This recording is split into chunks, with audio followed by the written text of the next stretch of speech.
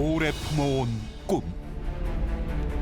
자동차라든지 반도체 또는 조선 분야에서도 세계 1, 2위를 다투는 그런 산업으로 발전을 시켰습니다마는 항공산업은 거기에 걸맞는 위상을 확보를 못했던. 마지막 미개척지. 우리는 언제나 우리가 개발하고 우리가 만든 비행기를 우리가 타보나. 국산 공군 항공기 양산. 아구 항공이라는 항공기 메이커는 양산에서 먹고 사는 데이기 때문에 양산 자체가 가장 중요한 부분입니다. 대한민국 항공산업을 일으키고 기본 훈련부터 고등 훈련기까지 국산 항공기로 이제 우리 조종사를 양성할 수 있다. 항공자주국방이 새 시대를 개척할 일대 사건. 세계 12번째로 독자적인 초음속 항공기를 생산할 수 있다는 것을 전 세계에 공표한 사업이라고. 오랜 꿈의 결실. T-50 고등훈련기 양산.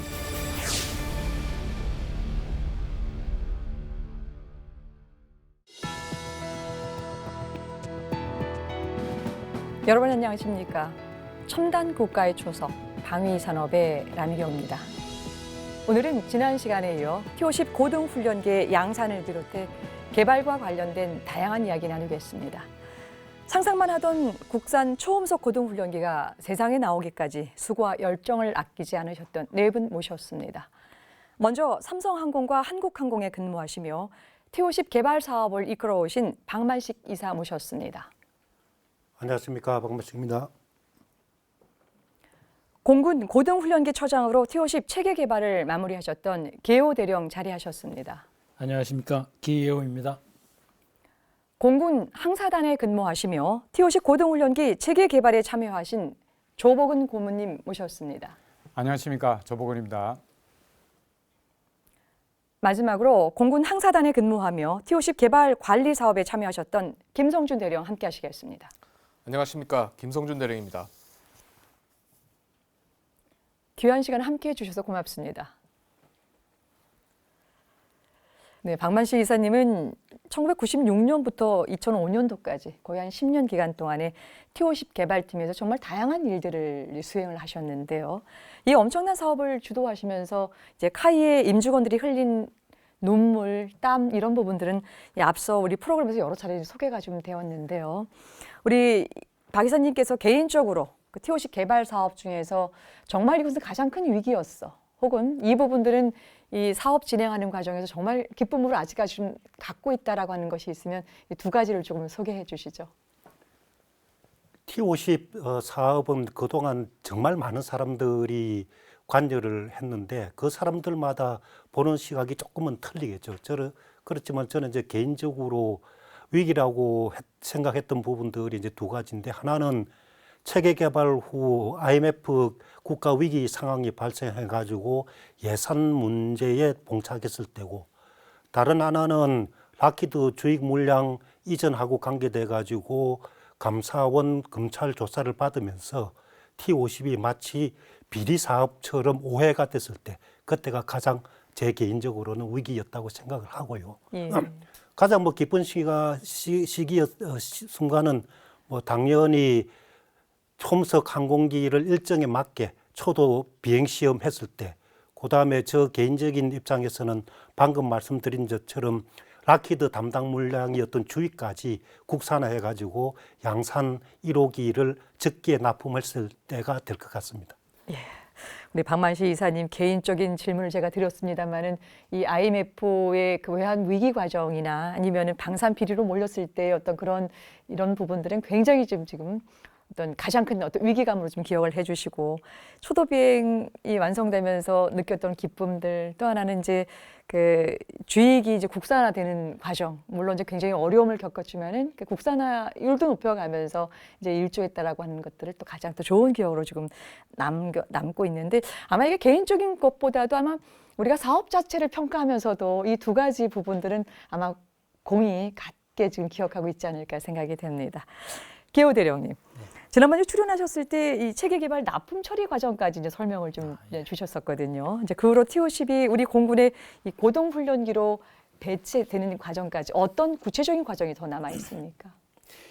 이제 개발 기간이 2005년 9월 30일 이제 체계 개발 기한이었습니다. 그때까지 개발이 다 완료돼야 되는데 사실 그 제가 초장으로 들어가서 2005년 초기에 종결 기준을 좀 상향 조정했습니다. 그러다 보니까 한국항공에서 버겁다 힘들다 해서 이 시험 평가는 좀 유예를 해준 부분이 있습니다. 그게 뭐냐면 원래 T-50은 개발이 잘 돼가고 원래 잘 됐는데 A-50 부분에서 이 종결 기준이 모호하다 보니까 그거를 여기로 할 것이냐 이렇게 할 것이냐 그래서 좀 세게 공군에서 요구한 결과 그다음에 한국항공에서 이걸 하기가 어렵다. 그래서 이제 좀 기간 자체가 늦어져 갖고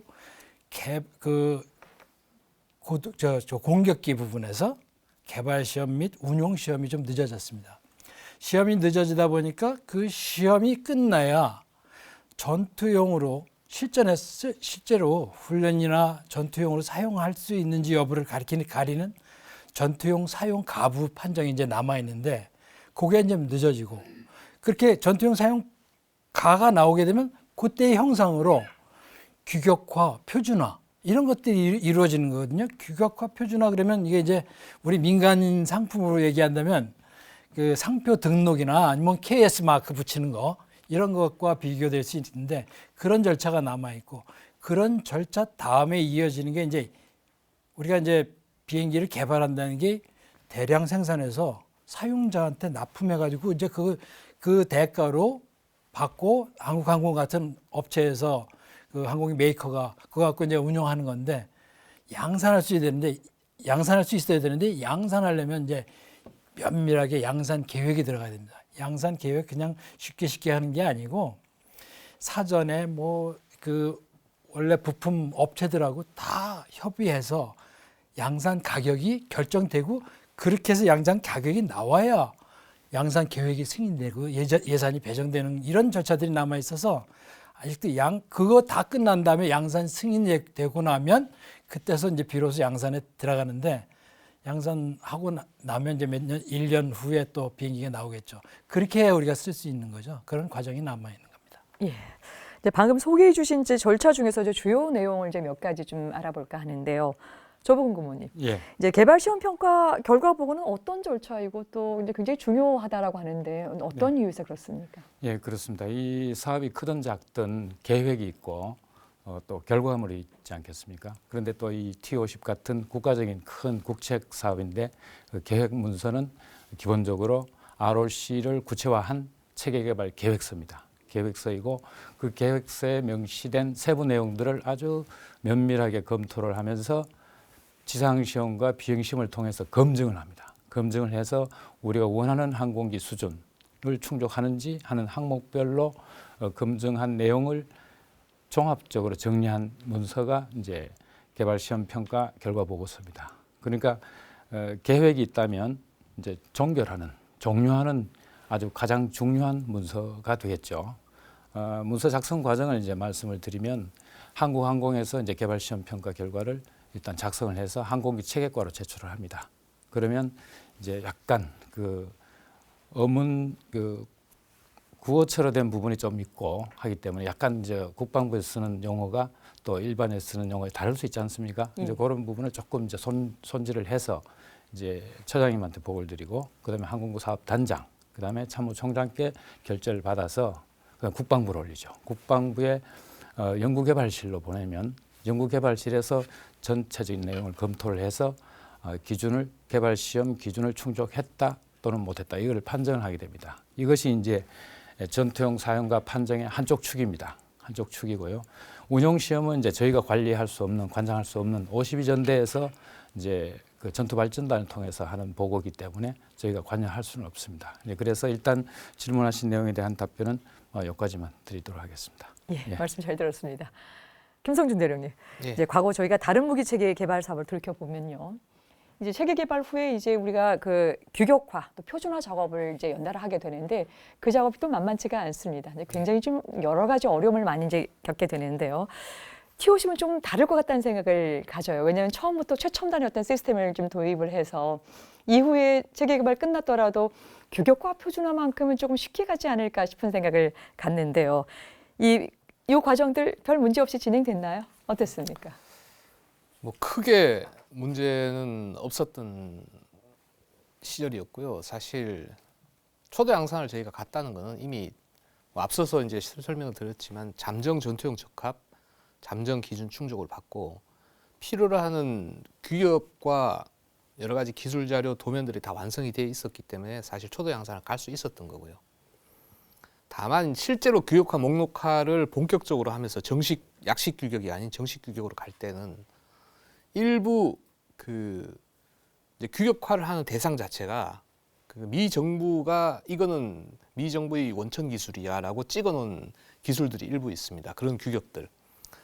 그 당시에 제 기억에 그 미국의 파커라는 그 액추에이터 만드는 회사가 있는데 제가 전 시간에 얘기했던 항공기를 구동하는 조종면을 움직여주는 실제 그 유압 구동기 같은 겁니다.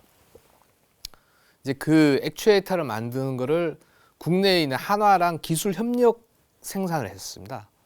근데 이제 그 한화가 결국은 이제 그 액추에이터에 대한 이제 국방 규격을 만들어서 항공에 주고 항공이 전체 이제 체계 이제 국방 규격을 만들 어떤 그런 거였는데 사실 원천 기술에 대한 것들은 저희가 저희 규격화할 수가 없는 부분이고 사실 그거를 우리 규격화했을 경우에 그 기술을 준 파크는 미 정부로부터 굉장히 페널티를 받게 됩니다. 굉장한 제재가 이제 벌금 형태로 해서 엄청나게 회사가 휘청거릴 정도의 어떤 그런 벌금 부분들이 있었는데 그 당시에 그 액추에이터에 대한 규격 전체도 아니고 일부분을 이제 한화는 그런 사실들을 잘 모르고 일단 국방 규격으로 제출했다가 이제 그쪽에 지적을 받고 다행히 미 정부로부터 어떤 제재는 안 받았지만 어떤 그런 부분에 대해서 우리가 국방 규격할 수 있는 범위가 어디까지인가라에 대한 부분에서 일부 좀 논란이 있었고요. 규격화, 표준화 이런 부분들은 뭐 무난하게 진행됐지만 결국 양산 운영 단계에 들어가면 실제 항공기에 쓰이는 각종 부품, 구성품 그게 아이템들이 이제 구성이 되고 그 아이템에 뭐 우리가 얘기하는 스탁 넘버, NSN 뭐 이 표준 부품에 대한 번호들이 쭉 있는데 이제 그 부분에 대해서 목록화가 사실 그 당시 뭐 아까 박 이사님 말씀하셨지만 주익 감사부터 여러 가지들이 있는 상황에서 목록화가 조금 지연이 됐었습니다. 그래서 실제 공군에서 운영하는 초기에 실제 군수사령부에 있는 그 아이템 매니저들, 그 품목들을 관리하는 품목 관리자가 조금 에러를 겪었던 일이 있었고 그 외에는 전체적으로 무난하게 잘 진행이 됐던 걸로 기억이 납니다. 역시 이제 우리가 예상했던 것처럼 다른 무기 체계와는 조금 다른 양상으로 규격화, 이제 표준화가 진행이 됐다는 말씀을 좀 정리를 할 텐데요. 이제 사실 이렇게 여러 가지 시험 평가 이제 결과 분석을 계속적으로 하게 되는 결정적인 이유는 이 전투 사용과 판정을 기본적인 목표로 이제 계속 이제 진행을 좀 하겠죠. 조봉 고문님. 네. 이제 우리는 이제 T50 이전에 이제 초음속 항공기는 물론이고 어떤 종류의 어떤 제트기에 관련된 부분들도 해본 적이 없습니다. 그래서 이제 공군은 이제 개발 과정은 물론이고 또 체계 개발 종결 기준이나 이 납품물까지도 아주 꼼꼼하게 이 처리하는 과정들을 거치지 않았습니까? 이제 그러니까 우리가 이 전투 사용과 판정 과정이 어땠을까 좀 궁금한데요. 이것도 좀 까다롭게 좀 진행이 됐는지 궁금합니다. 네. 대형 국책 사업을 수행하다 보니 체계 개발 종결 기준 설정이라는 힘든 과정을 거치게 되었지만 일단 종결 기준이 설정된 다음부터는 여러 가지 업무들이 좀 수월하게 진행됐던 것을 말씀드릴 수 있습니다. 지휘 계통을 거치는 그 개발 시험 평가 결과 보고 과정 자체도 쉬웠습니다. 중간에 여름을 지나면서 항공기 결함이 발생해서 그 결함 수정 대책 보고를 드릴 때 지휘부의 어떤 그 요구사항 이런 것들은 어차피 대책을 수립해야 되기 때문에 까다로울 수밖에 없고 엄격하게 이제 대책을 검토를 하고 이런 과정인데 비해서 이제 종결을 하는 입장인데 마침 그 3, 4년 전에 항공사업단장을 하셨던 김성일 총장님께서 총장님으로 취임을 하시게 됩니다. 하시고 개발 시험 평가 결과를 보고를 드리게 되는 거죠. 그러니까 김선일 총장 입장에서는 시제기를 만들고 있는 과정에서 이제 이 그 T50 사업 관리를 항공사업 단장으로서 이제 관리를 하셨거든요. 매우 이제 자기 이제 자신의 어떤 그 관리하는 사업 중에 하나니까 애착이 많이 있으실 거 아닙니까? 예. 그 애착 있는 사업도 큰 사업을 이제 종결하겠습니다 하고 가져오니 참 감회가 새로우셨을 것으로 이제 생각을 하고요.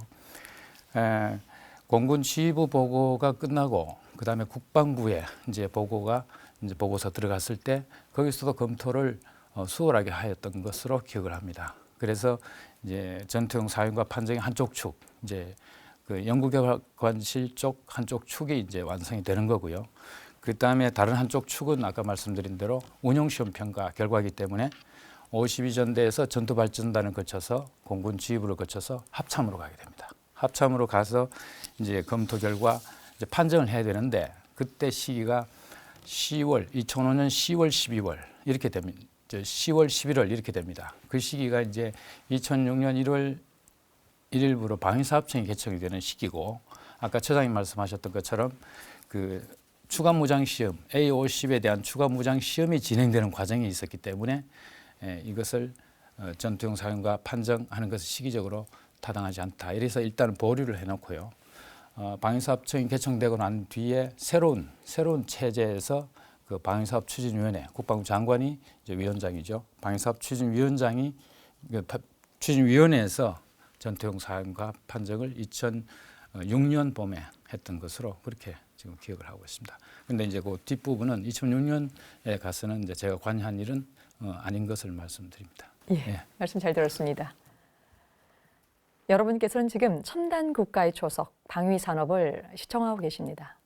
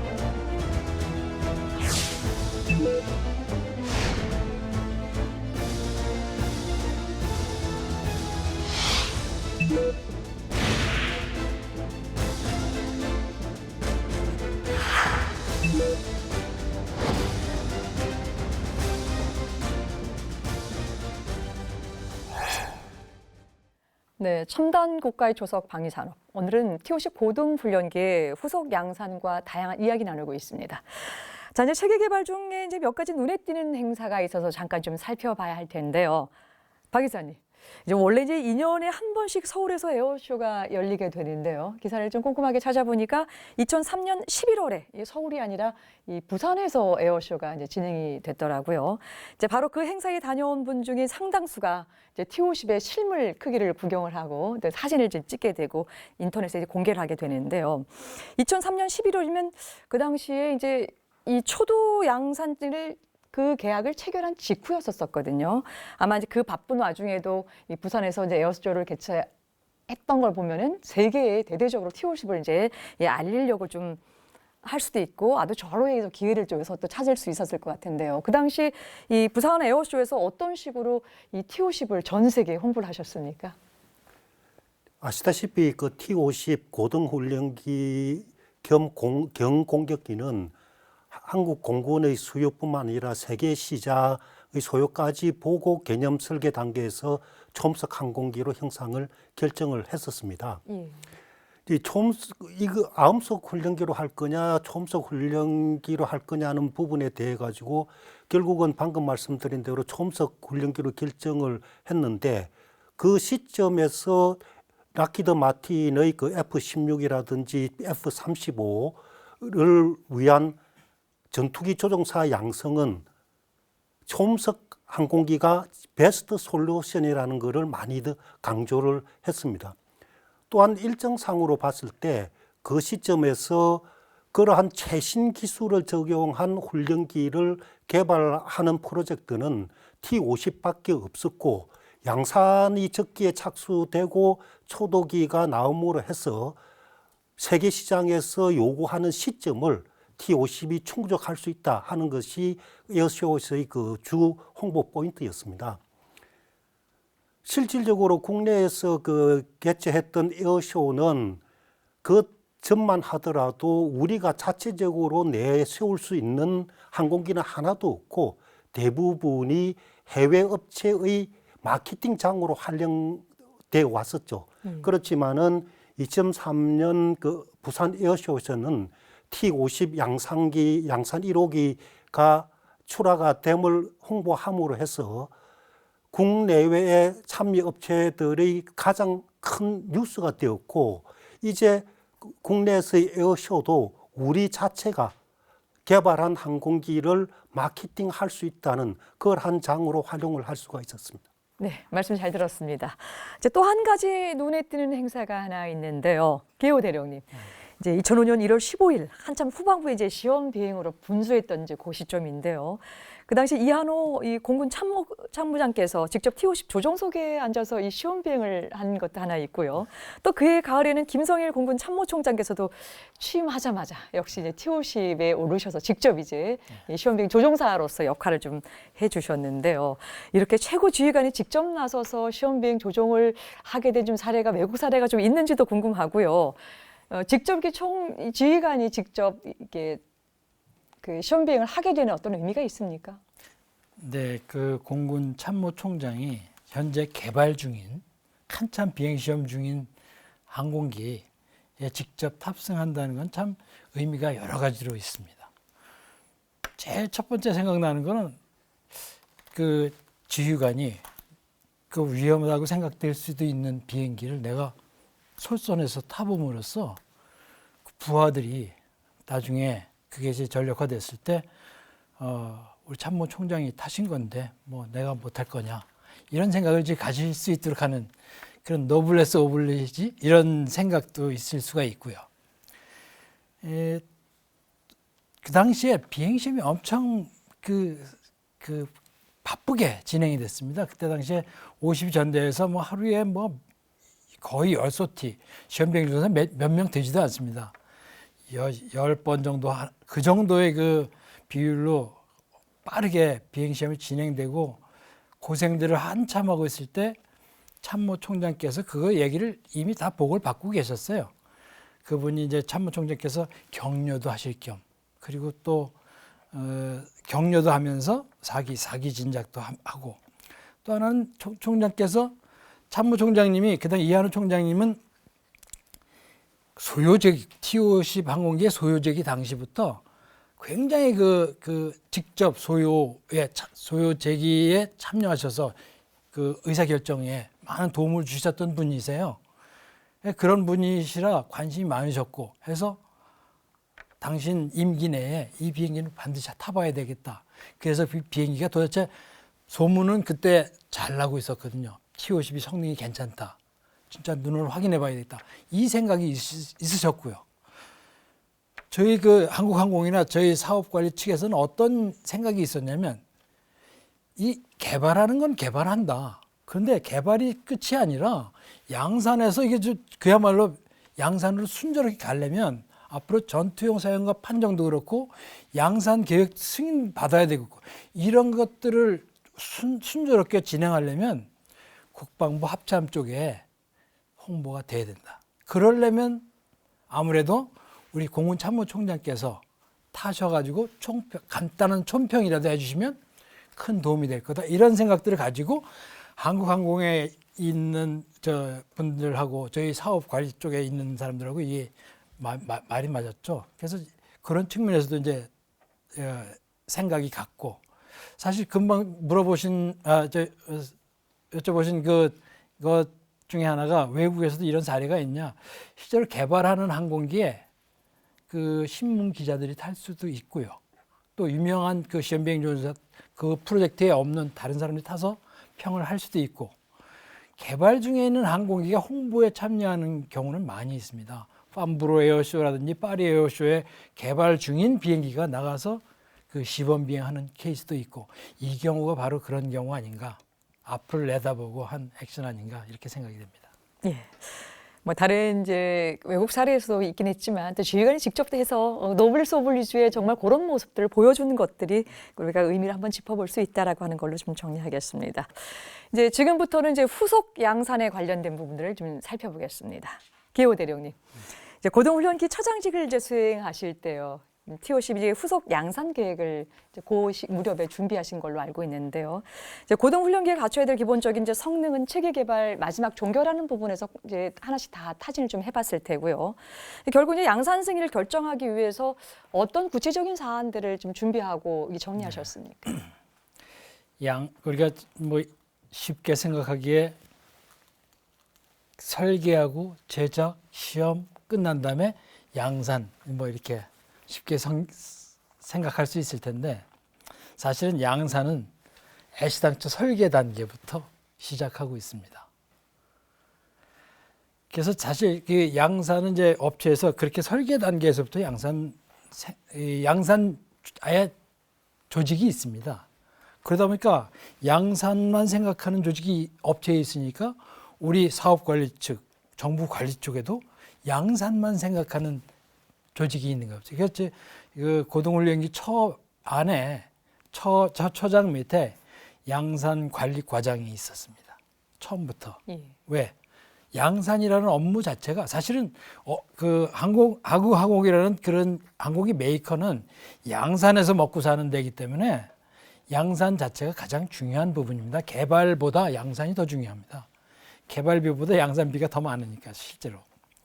양산은 처음부터 아주 체계적으로 준비를 해가는데, 그 우리가 좀 전에 말씀하셨다시피 체계 개발 종결 기준이 좀 늦어져서 시험 평가가 좀 늦어졌고, 그에 따라서 운용 시험이 늦어져서 전투용 사용과 판정이 좀 늦어졌지 않습니까?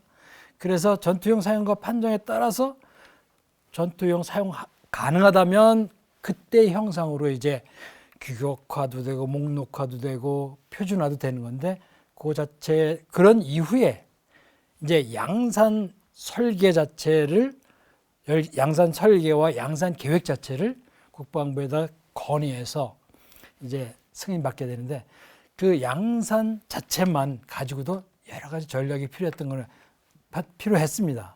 앞서 말씀드렸다시피 참모총장께서 그 시범 비행을 해보신 것도 사실은 따지고 보면 국방부나 합참에 우리가 개발 관리했던 비행기가 잘 나왔습니다. 이거를 알려주기 위한 겁니다. 사실 돈을 주는 부서는 국방부거든요. 국방부가 그렇게 호락호락 돈 안 줍니다. 지금까지 우리 국내에서 쉽게 간 사업이 어디 있습니까? 국방부가 면밀히 들여다보고 국민의 혈세를 한 푼이라도 낭비하는 요소가 있나 들여다보고 그 계획을 승인했지. 그렇게 면밀하게 들여다보다 보니까 거의 분위기 자체를 좋게 만들어 가야 되는데, 저희 그 사업관리차 측에서는 단순히 합격 정도로는 안 된다. 이거는 아주 성능이 우수하게, 그러니까 전투용 사용과 판정의 합격 기준을 겨우 통과하는 요게 아니라 넉넉하게 통과하는 그런 생각으로 우리가 어프로치 해야 된다. 이런 마인드로 사업 전략을 가지고 그때 당시에 이제 양산 기획을 했던 기억이 나고요. 그런 과정에서 이제 고생은 실제로 한국항공에서 많이 했죠. 양산 계획서 거기에는 그 양산 계획서에는 수많은 그 해외 벤더들 있지 않습니까? 부품 납품업체. 우리 국내 양산할 때도 마찬가지.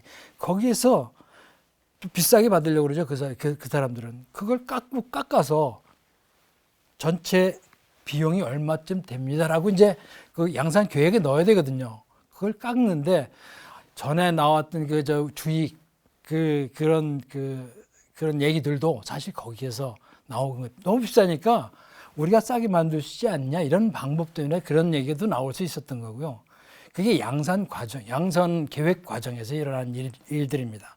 그렇게 해서 국방부에 저희가 이제 사실은 제가 있을 때 그 건의는 안 됐고, 그 이후에 2006년으로 기억이 되는데 2006년 방위사업청이 생기고 난 이후에 그 양산 계획 승인 건의가 이루어졌고 그 승인이 그때 난 걸로 기억을 하고 있습니다. 예, 그렇게 됐군요. 말씀 잘 들었습니다. 우리가 이제 기본 훈련기 KT1 양산 과정을 이제 역시 우리 프로그램을 통해서 소개를 좀 했는데요. 이제 그 당시에 이제 태풍 때문에 공장이 수해를 입어서 아주 엄청난 고생을 이제 겪었던 얘기를 이제 말씀을 좀 드렸었는데요. 박만식 이사님, T50 양산 과정은 어땠는지요? 이제 초도 양산과 이제 후속 양산이 진행되는 과정 중에서 지금 이제 특별하게 이게 기억에 남는 부분이 있으면 하나 소개해 주시죠. 저는 그 초도 양산 1, 2호기 납품 후에 뭐 퇴사를 했기 때문에 그 뭐 후속 진행 부분에 대해서는 뭐 다른 분들이 일단 이야기를 드릴 거로 생각을 하고요. 예. 제가 알기로는 뭐 T50 양산 과정은 자연 환경 등 그런 것의 문제는 없이 순조롭게 진행된 걸로 기억을 합니다.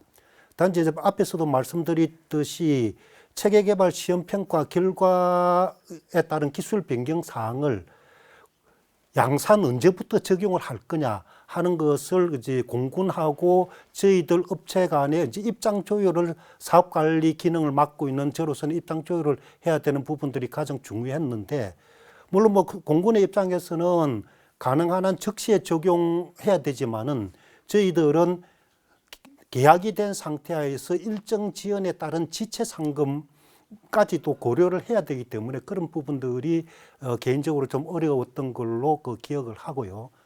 물론 제가 그 떠나온 뒤의 일이지만은 2007년 2월 달에 장영실상 52개 제품 중에 T50이 최우수상인 대통령상을 수상을 했습니다.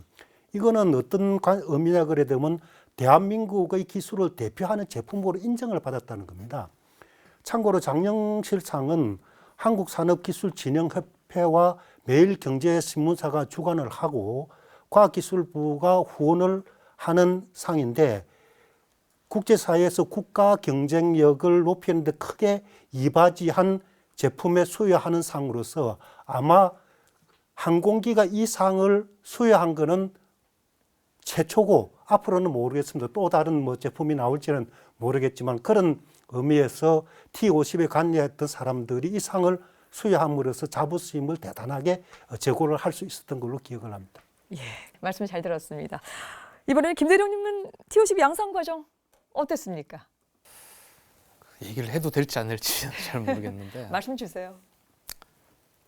그냥 일반적인 거 말씀드리면 좀 전에 박 이사님 말씀하셨듯이 전체적으로 무난하게 갔습니다.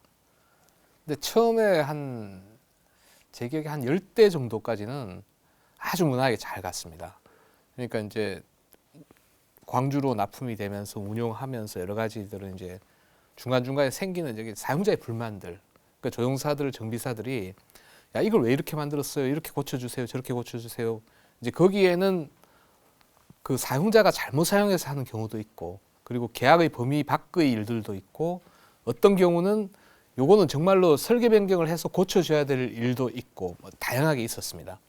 이제 그럴 때마다 그 구성품들이 이제 문제가 생기면 한국항공에서는 이제 사용자 불만이 접수되고 항공항 이제 기품원이 나가서 현장 조사를 한 이후에 얘는 하자다, 하자가 아니다. 하자가 아닌 경우 비하자 유형 11가지로 구분해서 어떤 식으로 할지가 이제 결정이 되는데 처음에는 일단은 하자라고 판단되면 무조건 교체를 해줍니다. 그러니까 무슨 물건이 하나 이상해. 그럼 얘를 하자 처리를 딱 하면 한국항공은 빨리 교체를 하고 그거를 원래 원자업체 돌려보내서 수리를 해오는 이런 형태를 하는데 처음에 초도 양산 대수가 이제 한 10대까지는 뒤쪽에 있는 대수에 쓰이는 구성품들이 이미 다 들어와 있거든요. 그리고 이제 걔들이 이제 또 역시 그 생산 라인을 따라서 움직이고 있는데 빼다 쓸 수 있다는 겁니다. 처음에는. 근데 이게 10호기 넘어서 계속해서 이제 초도 양산 물량에 근접하면 근접할수록 뒤에 쓸 수 있는 게 없어요. 그러다 보니까 납기에 쫓아갖고 결국 막 납품 지체 직전까지 갔다가 공군에서 운영하는 CSP를 갖다가 해서 이런 일들이 정말 비일비재했습니다. 비일비재했고 후속 양산을 가기 전에 저희가 그 한국항공 공군하고 다 이제 주기적으로 이제 사업관리회의나 이런 거 할 때마다 그런 얘기를 많이 했습니다. 운영 유지비 충분히 사전에 미리 준비를 해라 등 뭐 이런저런 얘기를 했음에도 불구하고 실제 후속 양산 가서도 비슷한 일이 계속 발생을 했었고요. 다행스럽게 그 이후에 FA50이 가면서 또 그 물량이 이제 또 이렇게 계속 쓰이더라고요. 또 약간 섬뜩했던 어떤 기억 하나는 어느 날 갑자기 광주에서 그 비행을 나가기 전에 이제 이글루 안에 항공기가 있고 그 항공기에서 이제 조종사 타서 기본적인 뭐 인테리어 칵핏 체계로 부르는 이제 내부 점검을 쭉 하는 와중에 그 정비사들이 와서 이제 여러 가지 핀들을 뽑습니다. 그러니까 세이프티 핀이라고 해서 평상시 때는 좀 고정시켜 놔야 되고 비행을 할 때는 얘를 쓸 수 있게끔 이게 핀을 뽑는데 그 캐노피 그러니까 항공기 좌석에 저기 보면 위에 조종사 위쪽에 덮여 있는 이 캐노피를 이제 이젝션을 하게 되면 보통 캐노피가 먼저 사출되고 그 이후에 이제 시트가 이렇게 나가는 형태로 되어 있는데 캐노피만 사출을 시킬 수도 있습니다. 이건 이제 사령 이제 착륙을 했는데 항공기가 뭐 활주로를 벗어나서 그럼 엔진 내로 이제 FOD가 삽입되고 엔진에 불이 나고 폭발할 수도 있기 때문에 빨리 캐노피를 사출시키고 조종사 탈출을 해야 되는 그럴 때 쓰는 그 핀이 있는데 스위치가 있는데 이제 그 부분의 모양 형상이 굉장히 다른 일반 핀들하고 좀 비슷하게 있다 보니까 그 정비사가 그걸 뽑아버렸습니다. 그래서 이글루 속에서 캐노피가 튄 거죠. 캐노피가 천정에 맞고 뒤에 수직 미익 쪽을 좀 치고 튀어나가서 다행히 사람은 안 다쳤고요. 그리고 이제 그 캐노피를 아마 그 투명체는 수리하고 이제 그 이제 기골 부분, 캐노피 뼈대 부분은 갖다가 아마 그때 항공에서 아마 무상으로 수리를 해서 교체를 해줬던 걸로 기억이 납니다. 그게 제일 기억이 남았어요. 저 입장에서 항상 납품하고 나서 이후에 생긴 운영유지상의 어떤 사용자 불만들이 이제 사업 관리에 좀 상당히 많은 임팩트도 되고 저희는 이제 문책받을 수 있는 일이다 보니 이제 그런 부분에서 서로 이제 기품원과 한국항공과 공군 간에 서로 이렇게 그런 그 논란이 안 생기게끔 중간에서 이제 조율을 해줘야 하는 역할이라서 요 일이 있었을 때 좀 긴장됐었고 그런 기억이 납니다. 예, 그러셨군요. 지금 이제 앉아서 우리가 이제 과거를 이제 회고해 보면서 나왔던 이야기들 이제 편하게 말씀합니다만은 이제 그런 과정을 보면 현장에서 봤었을 때는 정말 아주 대처할 수 있는 이런 부분들이 아주 굉장히 긴박하게 그 부분들 해결했었어야 된다는 생각을 좀 갖는데요. 김 대리님 지금 제 말씀 쭉 듣다 보니까요. 지금 바로 이제 하신 말씀 중에 우리가 이제 이 그 초도 양산 모델하고 후속 양산 이어서 이제 모델이 이제 나오게 되는데 혹시 뭐 중간에 그 설계가 변경이 된다거나 또 변경된 설계 때문에 혹시 기능적으로 바뀌게 된 부분들도 혹시 있나요? 기능적으로 바뀌게 된 분이 많이 있었죠. 근데 좀 전에 설명드렸듯이 이제 후속에서 바뀌게 되는 부분들이 이제 이미 초도 양산 부분들도 뭐 1호기, 2호기, 3호기 이렇게 쭉 나가면서 중간에 뭔가 설계 변경이 되면 그 앞에 이미 납품돼서 운영되고 있는 거 다 리트로핏을 해주거든요. 그러다 보니 전체적으로 항공기의 형상이나 기능 측면에서는 거의 동일했고요. 다만 이제 그 항공전자 OFP 같은 경우에 그 양산을 시작하고 나서 한 1년 반 정도의 기간 동안 그 이제 공군의 소프트웨어 지원소라고 실제 캡 16에 대한 그 OFP 이제 그 유지보수 팀이 따로 있습니다.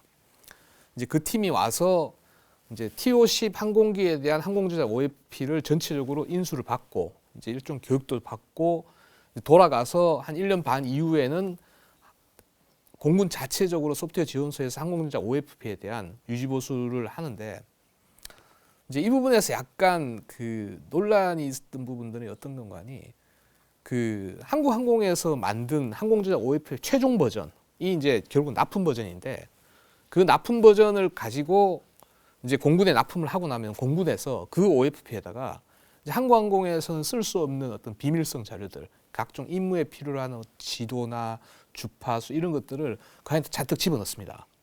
집어넣고 나면 이제 실제 납품되는 형상과 공군에서 운영하는 형상이 다르죠.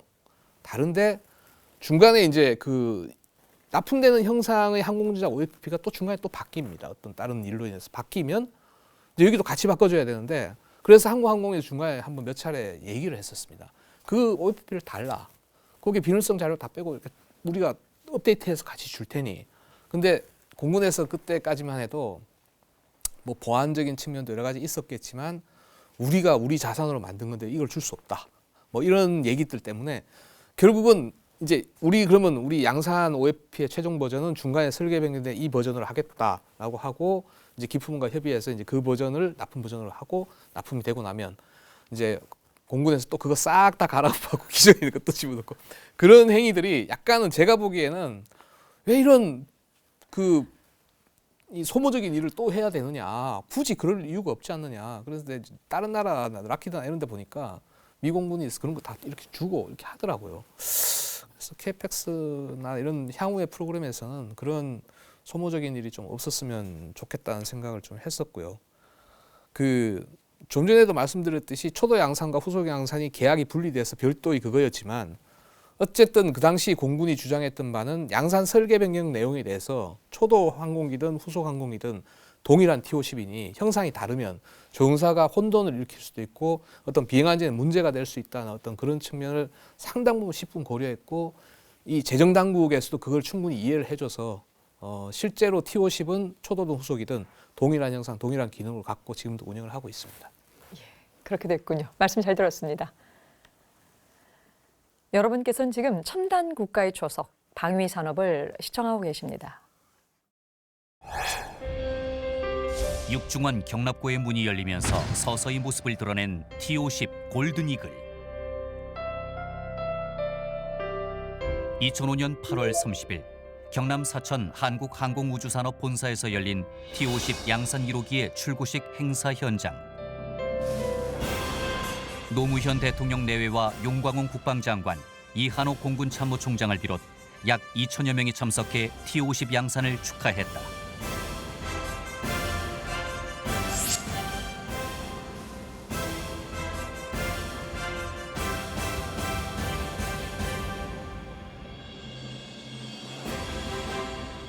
(1997년) 체계 개발에 돌입한 후 약 8년 만에 모습을 드러낸 T-50 양산 1호기.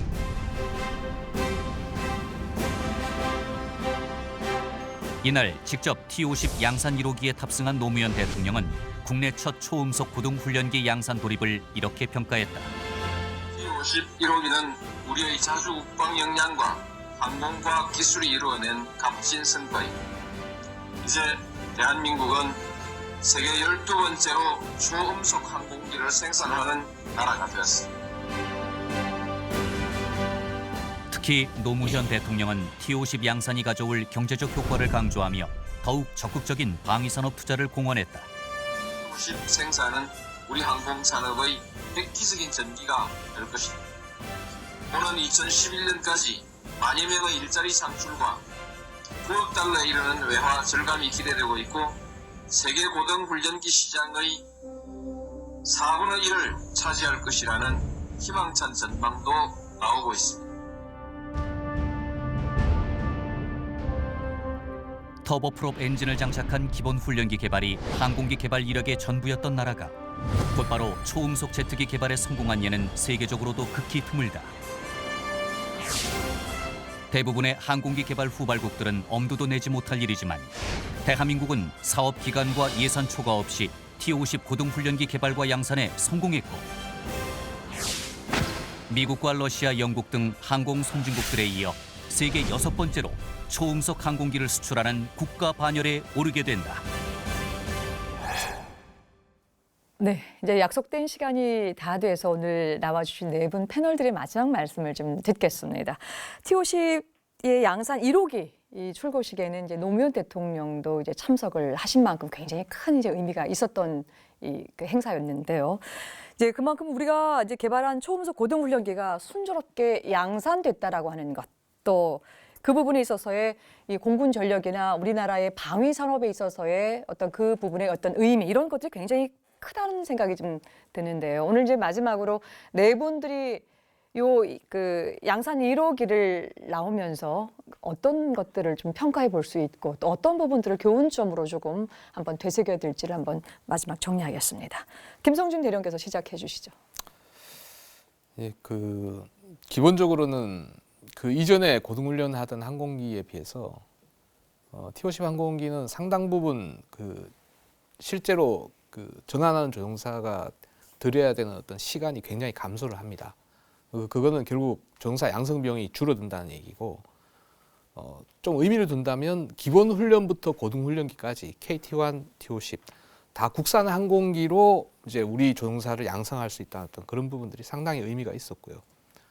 그리고 다른 아음속 항공기와 달리 초음속 항공기, 즉 초음속 기술이라는 부분이 상당 부분 일반 그 암속과는 차별화되는 어떤 기술적으로 상당히 진보되어 있는 어떤 그런 부분들이 있다 할 수 있고요.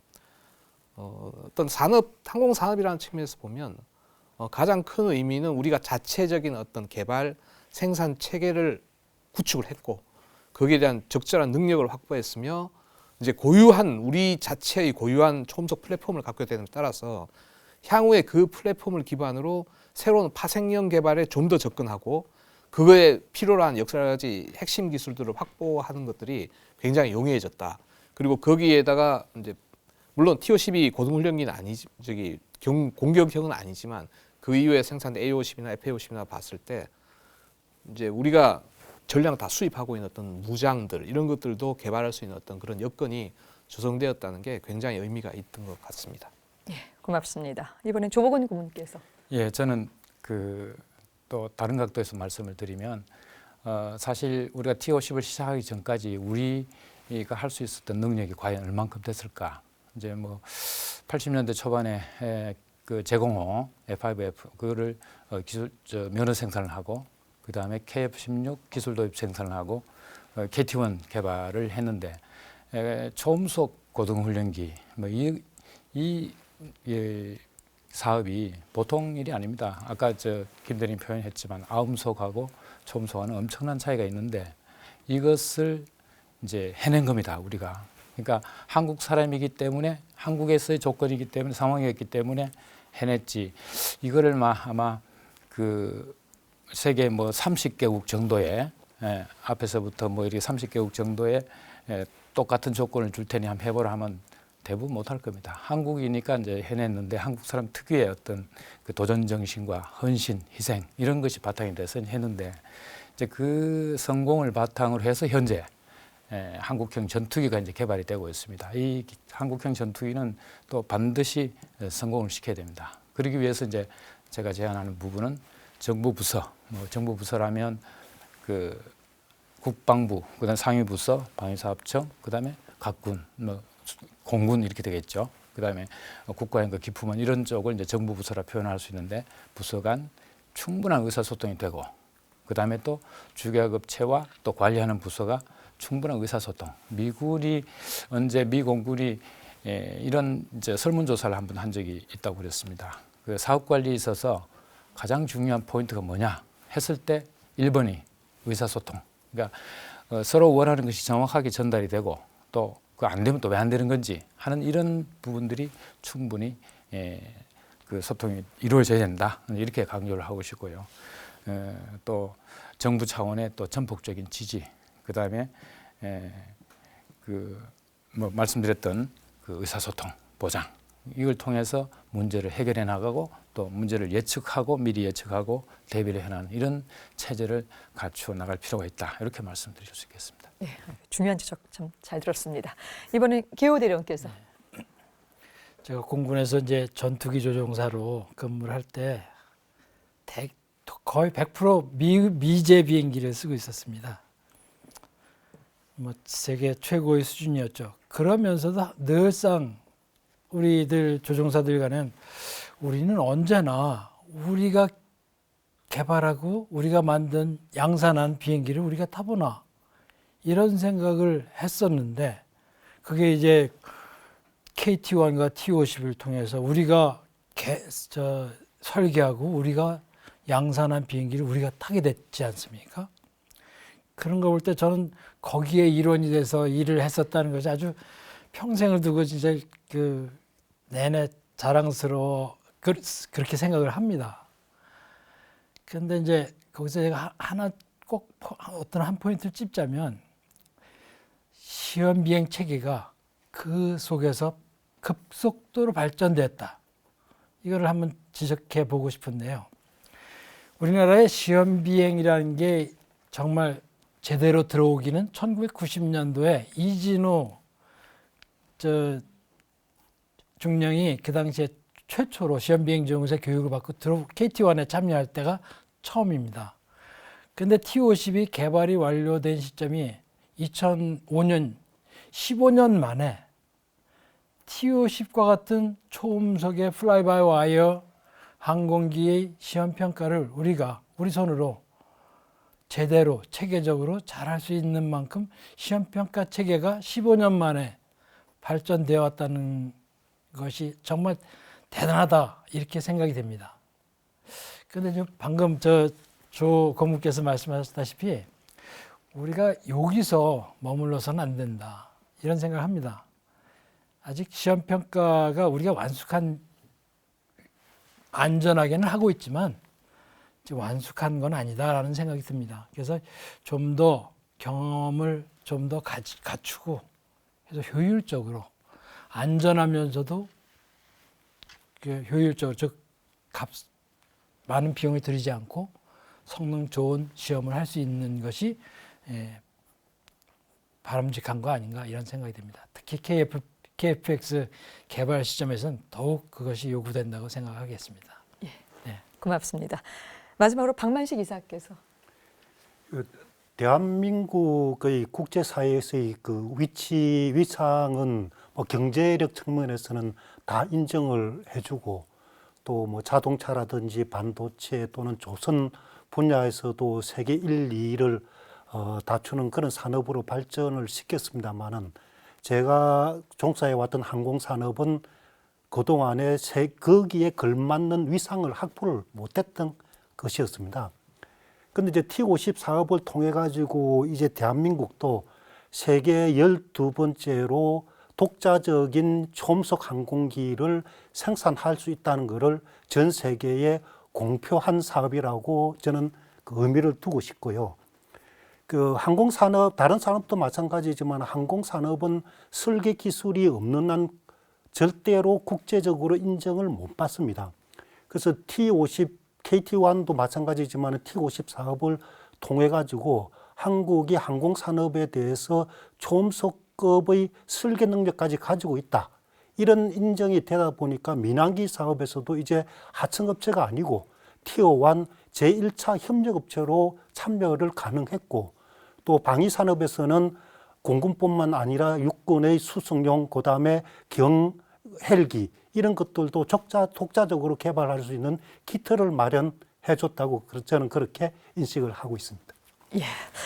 오늘 이제 네 분께서 T-50 양산 1호기가 나오기까지 애도 많이 쓰셨고요. 또 세부적으로 이제 이후에 우리가 어떻게 더 이 교훈점을 삼아서 이 항공산업에 더 박차를 가해야 될지 또 많은 아이디어를 주셔서 오늘 말씀 잘 들었습니다. 첨단 국가의 조속 방위산업. 오늘 준비한 것은 여기까지입니다. 저는 다음 시간에 더 알찬 내용 갖고 찾아뵙겠습니다. 끝까지 시청해 주신 여러분 고맙습니다.